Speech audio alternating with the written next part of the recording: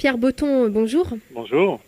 Alors, vous avez été impliqué dans les années 90 dans l'affaire qui porte votre nom, l'affaire Botton. Pour ceux qui ne vous connaissent pas, est-ce que vous pouvez nous en dire un peu plus sur votre parcours brièvement? J'ai commis des erreurs que j'ai reconnues et j'ai été condamné à 42 mois de prison ferme. J'ai fait 602 jours dans 7 maisons d'arrêt et j'ai pour habitude de dire que pour moi que je méritais la prison tout d'abord et qu'ensuite la justice a sauvé ma vie.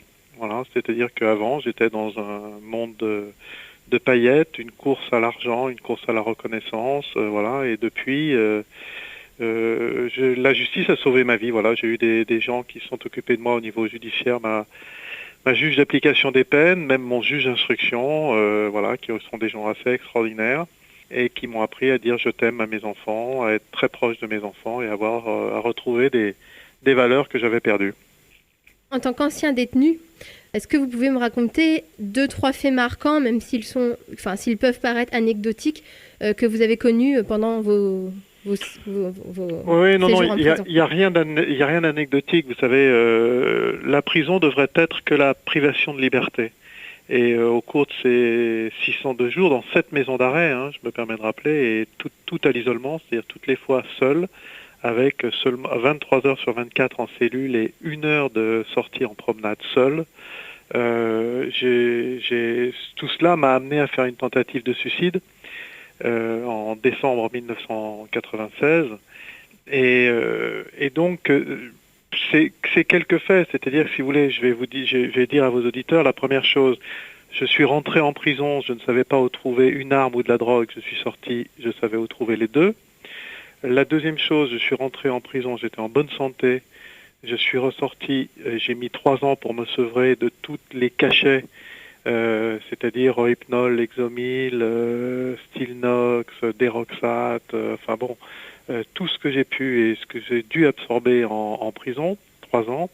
Et la troisième chose, si j'avais en prison commencé à faire l'analyse que je poursuis d'ailleurs, hein, 17 ans après, je pense que mes enfants n'auraient pas vu sortir un zombie qui bavait, qui était incapable de leur parler, qui pleurait tout le temps, mais auraient sans doute vu sortir quelqu'un d'autre, un papa tout simplement. Et je pense que j'aurais gagné du temps. Or, le temps est ce qu'il y a de plus précieux dans la vie.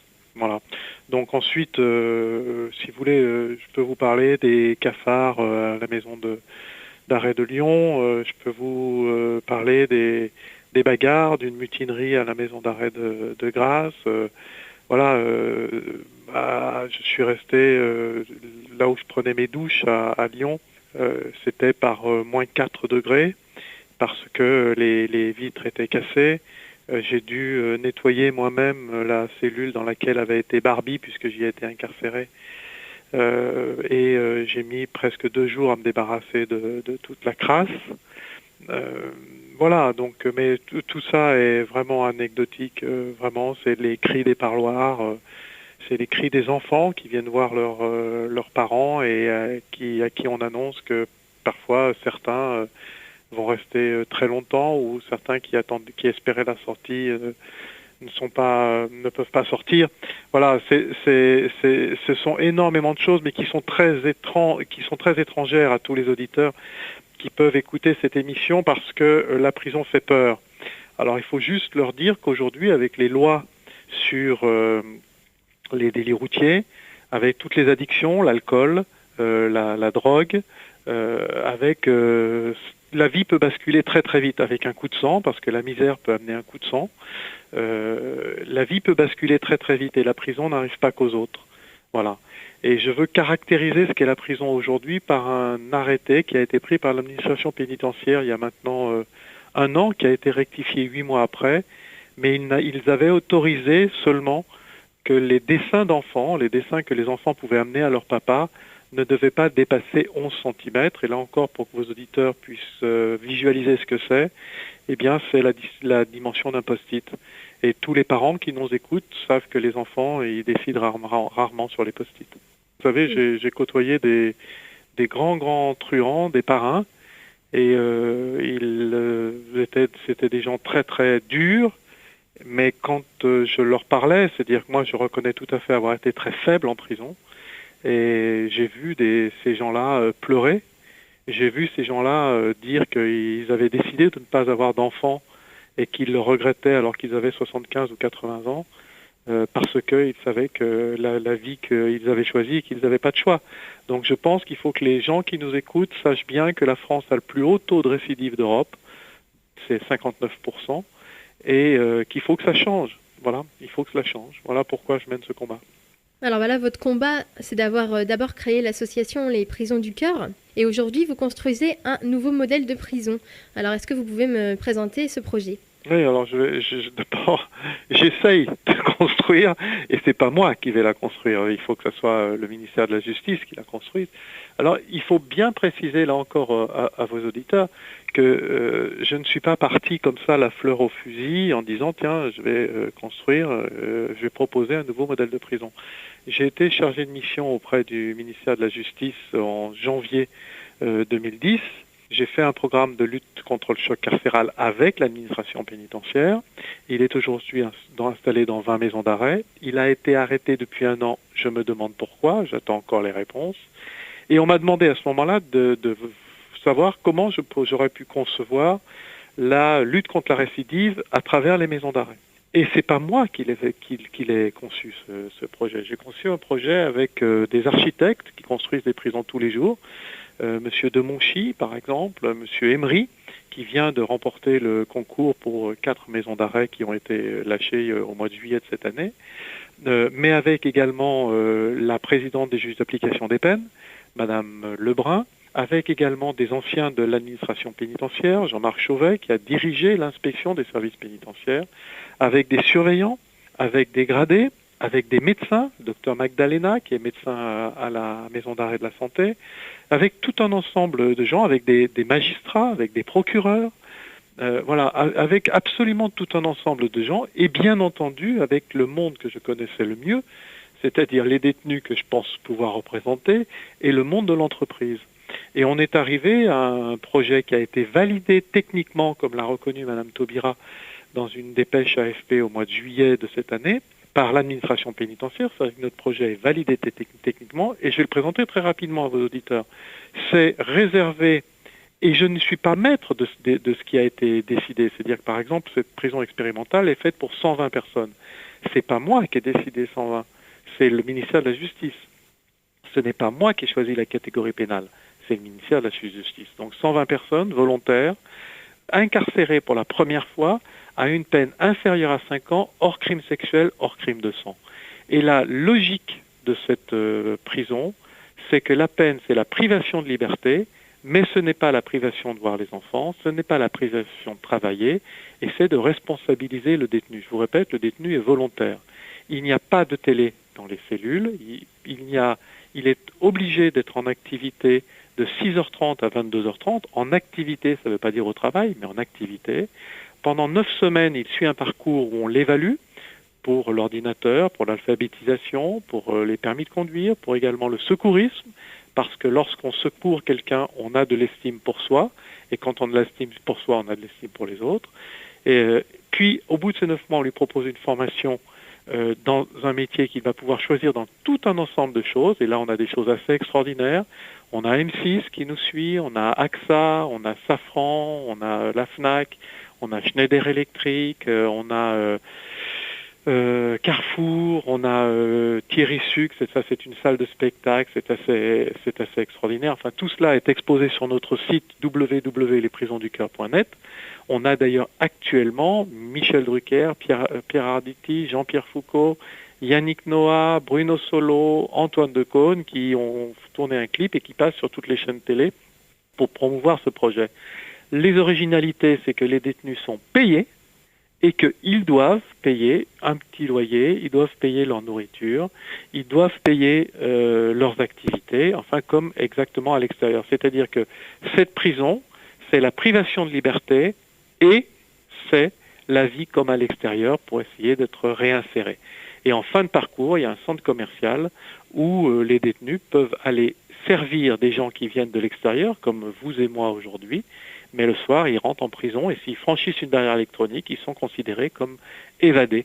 Et c'est tout simplement pour que les barreaux et les règles, ils les aient eux-mêmes dans la tête. Voilà, c'est un projet extraordinairement simple, de bon sens, et on attend les décisions parce qu'il avait été lancé par le précédent gouvernement, mais je ne suis pas sûr que la poursuite de l'État soit la même, mais il est tout à fait normal que Mme Taubira veuille l'adapter à ce qu'est sa vue de la prison. Est-ce qu'il y a d'ores et déjà des volontaires pour cette prison parmi les détenus? Oui, alors écoutez, des volontaires pour les détenus, j'en suis sûr. Non, ce qui est plus important, c'est que nous avons plus de 110, je crois 112 demandes de surveillants qui voudraient travailler dans cette prison. Donc je trouve que ça c'est très beau. Et l'autre chose, je trouve très beau également que l'administration pénitentiaire ait accepté de se mettre à notre table pour valider notre projet. Donc on a fait des concessions les uns les autres et on est arrivé à valider ce projet. Et aujourd'hui, on a le financement par la Caisse des dépôts, on attend juste le feu vert du ministre de la Justice. Et vous avez eu du soutien par beaucoup de monde, mais vous avez aussi dû vous heurter à des obstacles pour cette prison. Oui, mais je pense que quand on fait quelque chose, et en plus dans le monde pénitentiaire, et en plus quand on est l'ancien détenu, vous êtes à la radio, imaginez 30 secondes qu'un auditeur vous donne des conseils sur la façon de faire vos émissions, et que cet auditeur soit en plus un auditeur, je dirais, récalcitrant. C'est-à-dire que moi, j'ai quand même un casier judiciaire. Donc il est normal que l'administration pénitentiaire soit un peu en retenue vis-à-vis de ce que je lui propose. Maintenant, je pense qu'il faut quand même que l'on décide dans notre pays, parce qu'on amène... Si vous voulez, je veux bien penser que, imaginons que moi je sois un petit peu, je dirais, pas dans la réalité, mais on ne peut pas penser que les personnalités médiatiques qui nous suivent, dont la personnalité préférée des Français, se soient engagées comme ça. Mais imaginons encore que ces gens-là n'y connaissent rien à la justice.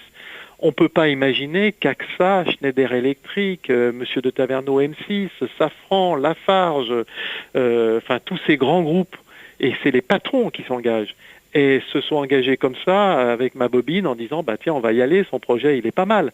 C'est des gens qui ont étudié. Schneider Electric c'est 140 000 employés dans le monde. AXA ça doit être 110 ou 120 000. C'est des gens qui engagent derrière là. Donc on ne peut pas considérer non plus que ces gens-là sont engagés à la légère. Et enfin si on considère que ces gens-là sont engagés à la légère, on ne peut pas considérer qu'une association de victimes, qui est la plus grosse en France, M. Boulet, nous soutiennent, que les trois obédiences religieuses, catholiques, juifs et musulmanes, nous soutiennent, que Véronique Vasseur nous soutient, qui est le médecin chef de la santé, que la présidente des juges d'application des peines nous soutiennent, que des magistrats nous soutiennent, voilà, que tout un ensemble de gens nous soutiennent. Donc je pense que si vous voulez, peut-être que ma personnalité est un petit peu, je dirais, dérangeante, mais derrière ce projet, il y a énormément de gens qui ont étudié les choses et qui ne s'engagent pas à la légère. Donc je crois qu'il est temps de décider, voilà, c'est tout. Cette prison qui s'appelle Ensemble contre la récidive, ouais. Comment est-elle? Enfin, est-ce que les chambres sont un petit peu plus grandes que d'habitude? Les chambres, est-ce qu'il y a des barreaux Alors, les chambres, j'aime bien que vous appeliez ça des chambres, franchement. Les cellules. Non, mais très honnêtement, j'aime bien que vous appeliez ça des chambres. Respectent la loi, c'est-à-dire que tout simplement, actuellement, les établissements ne respectent pas la loi. Je crois que vous allez interviewer Maître Noël, qui est un avocat remarquable pour cette cause, et qui fait tout simplement respecter la loi. Donc c'est quelqu'un d'extraordinaire pour qui j'ai beaucoup d'admiration. Et les cellules que nous avons conçues, elles respectent la loi. Ensuite, elles n'ont pas de barreaux, mais elles ont un système électronique qui nous est offert par Safran, qui clôt la chambre de 22h30 à 6h30 le matin. Et si jamais il y a un franchissement, immédiatement, c'est signalé au PC central. Ensuite, dedans, il y a bien sûr une douche, bien sûr un lit, c'est très sommaire, pas de télévision, comme je vous l'ai dit, parce que nous voulons pas que le détenu soit devant la télé toute la journée, mais on veut le pousser à une vie sociale, et de la même façon, il n'a pas la possibilité de faire de nourriture dans sa cellule, il ne peut pas non plus cantiner, c'est-à-dire il ne peut pas acheter de choses en supplément, il y a un self-service dans lequel les repas sont payants, et il doit aller au self-service avec tout le monde. Et de même, la télévision, il doit la regarder dans des salles avec 30 personnes. C'est déjà un apprentissage. C'est-à-dire que, si vous voulez, quand il y a 30 détenus, il va falloir qu'ils choisissent la chaîne. Et ils se mettent d'accord une semaine avant sur les programmes qu'ils vont faire. C'est l'apprentissage de la vie en collectivité, et voilà. Mais est-ce que dans des conditions meilleures, à être entre guillemets bien traités, est-ce que les détenus payent suffisamment leurs dettes envers la société? C'est une question qu'on pourrait se poser. Oui, mais je peux vous donner le listing des questions qu'on me pose. Faut-il, pour avoir un emploi ou avoir une formation, avoir commis de la délinquance? C'est déjà trop de leur donner la télé, voilà, et ainsi de suite. Je me permets de rappeler qu'on est dans le pays des droits de l'homme, que toute personne a droit à une seconde chance, et que tout cela peut nous arriver à nous. Donc la peine, c'est la privation de liberté. Et je vais vous expliquer une chose, madame. Vous allez juste vous imaginer deux choses. Vous allez vous imaginer être chez vous, dans votre chambre, et ne pas pouvoir sortir pendant une semaine. Et que personne ne puisse venir rentrer dans votre chambre pendant une semaine. C'est-à-dire, je ne sais pas si vous avez des enfants ou pas, mais vous avez des parents. Imaginez que vous ne pouvez pas parler à vos parents pendant une semaine, que vous ne pouvez pas les voir, que vous ne pouvez pas leur donner de nouvelles, que vous ne pouvez pas les serrer dans vos bras. C'est ce qui se passe quand on est en prison. C'est la privation de liberté, sauf au moment des parloirs.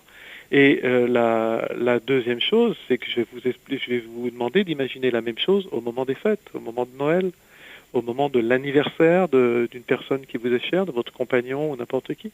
Voilà. Donc la peine, c'est la privation de liberté. C'est pas la souffrance. D'ailleurs, je pense qu'il faut changer le nom de pénitentiaire, parce que ça veut bien dire ce que ça veut dire pénitence. Et je pense que les gens doivent doivent sortir de prison meilleurs qu'ils n'y sont rentrés. Mais pour cela, il faut s'en donner les moyens. Et pénitence, ça veut dire peine, c'est ça? Ça veut dire, si vous voulez, que ça a une connotation fortement religieuse. Vous savez, il faut faire pénitence, c'est-à-dire qu'il faut souffrir. Je pense que je ne dis pas qu'il ne faut pas souffrir, mais je pense surtout qu'il faut peut-être faire un retour sur soi-même. Je ne crois pas que la souffrance profonde d'un homme puisse l'amener à changer. Je pense en revanche qu'il peut évoluer si on l'informe, si on le cultive, si on lui fait comprendre, si on lui soumet une analyse, si on lui donne des soins.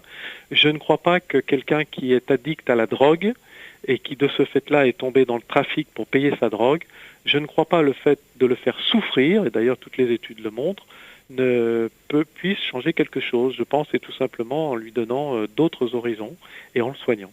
Alors, il y a une chose qu'on remarque notamment avec la prison de Rouen, Oui. c'est que bien souvent la société veut construire des prisons, mais aucun habitant ne veut en voir sous ses fenêtres, aucune commune n'en veut sur son territoire. Alors, comment est-ce que vous comprenez ce paradoxe? Je suis très très heureux que vous me posiez cette question, parce que vous savez que nous, on a fait une petite consultation, enfin c'est le conseil municipal qui a fait une petite consultation de l'endroit où la prison qu'on a imaginée aurait pu être. Dans le Jura. Et c'est exactement, c'est Saint-Julien dans le Jura, c'est un village paumé en petite montagne. Et nous avons obtenu un résultat de 54 contre et 46 pour. Et à ce moment-là, tout le monde me disait, mais c'est pas bon et tout ça. Je leur ai dit, 46 pour, vous trouvez que c'est pas bon dans un petit village du Jura avec 80% de votants? Mais moi, je trouve que c'est extraordinaire. Et vous savez qu'on ne consulte même pas les gens pour une centrale nucléaire, qu'on ne consulte pas les gens pour leur mettre à côté un centre de lancement de missiles atomiques. Donc voilà, donc c'est la logique de ce pays, c'est pas la logique de la Suisse qui consulte toujours, parce que la consultation permet d'instruire. Vous voyez ce que je veux dire? Voilà, ça permet d'instruire. Maintenant, je comprends que les gens ne veuillent pas de prison à côté d'eux intrinsèquement, mais je pense que si les élus, si les associations, si la justice les informent correctement, provoquent des réunions, je pense qu'on peut changer ce pourcentage-là, et je pense qu'il y a des gens qui peuvent l'accueillir. Nous, on a beaucoup de municipalités qui nous demandent pour accueillir cette prison, dont celle du Premier ministre, d'ailleurs, Nantes. Alors cette prison, donc vous le disiez, c'est prévu pour les détenus enfermés pour la première fois, pour moins de 5 ans, hors crimes sexuels et de sang.